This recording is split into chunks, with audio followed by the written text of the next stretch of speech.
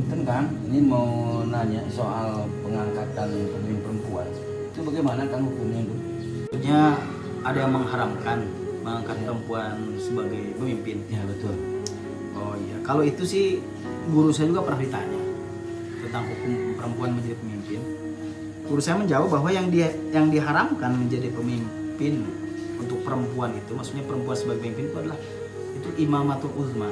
Dimaksud imam atau pemimpin di masa kekhalifahan atau pemimpin sekelas pemimpin khalifah.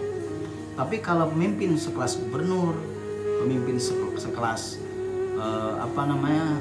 bupati, presiden, itu boleh. Kenapa demikian?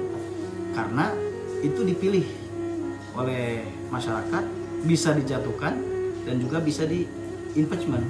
Nah, jadi yang nggak boleh itu khalifah di masa kekhalifahan dulu. Jadi kalau pemimpin yang sifatnya apalagi bupati itu jelas tentu boleh. Gitu, Bang. Punten kan, tapi ada ustadz yang katanya ada hadis yang mengharamkan. Oh gitu. Mungkin yang dimaksud hadis itu ya. La yufliha qaumun walau amruhu imratan, mungkin yang itu yang maksud. Jadi tidak akan beruntung satu kaum yang menyerahkan urusannya kepada perempuan. Ini kan hadis. Kalau dalam hadis itu ada yang disebut dengan asbabul wurud. Nah, kalau dalam Al-Quran ada asbabun nuzul. Jadi ada teks, ada konteksnya. Jadi hadis itu ada konteksnya. Di mana konteksnya ini menurut keterangan bahwa itu adalah peristiwa di kerajaan Persia, di mana Raja Kisra itu meninggal dunia. Kemudian putrinya masih kecil, mau diangkat menjadi raja. Maka Rasulullah mengatakan itu. Nah, itu yang pertama karena memang belum layak. Yang kedua karena memang posisinya itu dalam kerajaan. Karena dalam kerajaan tuh perempuan udah memimpin itu absolut, tidak bisa lagi diganggu. Tapi kalau dalam negara seperti demokrasi kita itu insya Allah boleh. Itu yang harus dipahami.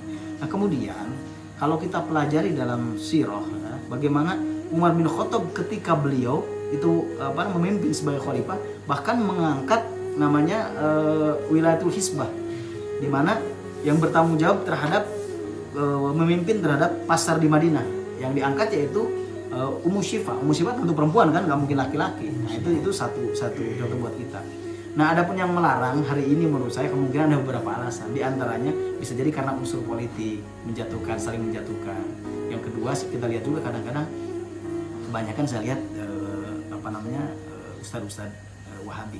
Jadi insya Allah contoh Bu Khofifah, beliau jadi pemimpin ternyata Jawa Timur luar biasa dan terbukti beliau terpilih kembali. Dan di situ gudangnya para ulama Jawa Timur itu pesantren-pesantren besar. Nggak mungkin mereka memilih bahkan mendukung Bu Khofifah tanpa ilmu.